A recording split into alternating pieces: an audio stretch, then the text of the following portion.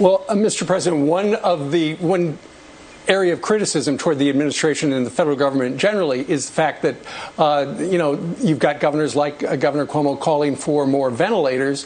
It was announced, I think in the last 12 hours or so, that GM will be producing 10,000 ventilators per month by summer.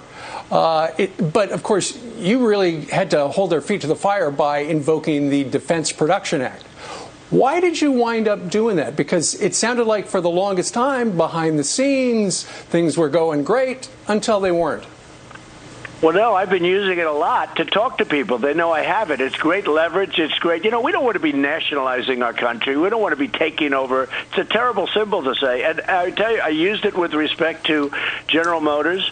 And they've been great since then. They've been great. They were not doing what we thought they should be doing, and we were not getting along, and all of a sudden we got along great. I have two other companies that have become great once I told them we're going to use it, and they've been doing a great job. Now, we've been doing a great job. Don't forget, a ventilator, that's like an automobile. It's very complicated machinery. It's very expensive. They can cost anywhere from $5,000 to $30,000. You have very different machines. You have some extremely complicated and sophisticated, and you have others that are simpler. But you're talking about from $5,000 to $30,000.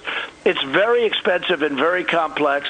And we delivered 4,000 ventilators to New York, to their warehouse, which happens to be located, which is interesting, in Edison, New Jersey. It was signed off, they were delivered, and they weren't used. And we said a number of days later, why aren't you using these ventilators? I don't know what happened, but we delivered thousands of them, and we've delivered them to a lot of people.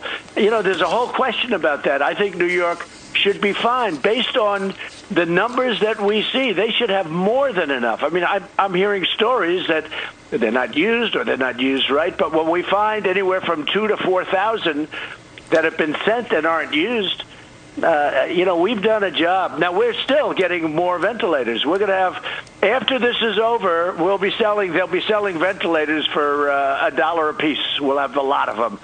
But, they have to build them because, for the most part, the whole world is short on ventilators. And, I spoke to Boris Johnson, the Prime Minister of UK, and the first thing he said to me is, we need ventilators. He was tested, as you know, positive, which is very bad. And he's a friend of mine. He's a great guy. And I spoke to him to call him to say hello. And he said, Donald, we need ventilators. That's the UK. Italy needs ventilators. Spain needs ventilators, and they're being hit really hard, those two countries. But they need ventilators. And we're making a lot of ventilators now, but they're being made, and eventually there'll be a dime a dozen. But right now, the New York had a chance to get 16,000 ventilators a few years ago, and they turned it down. They should be getting it. The states should be getting it. We should be a backup. And we've become not a backup, the opposite. The other thing we're doing is we're sending things directly. We're not sending it to our big storage areas and then pick it up from there. I'm saying go directly. Send it directly where they need it. Don't bring it into our factories, our plants. Bring it in directly into the site, the hospital, wherever it's going. And that's for ventilators and other things.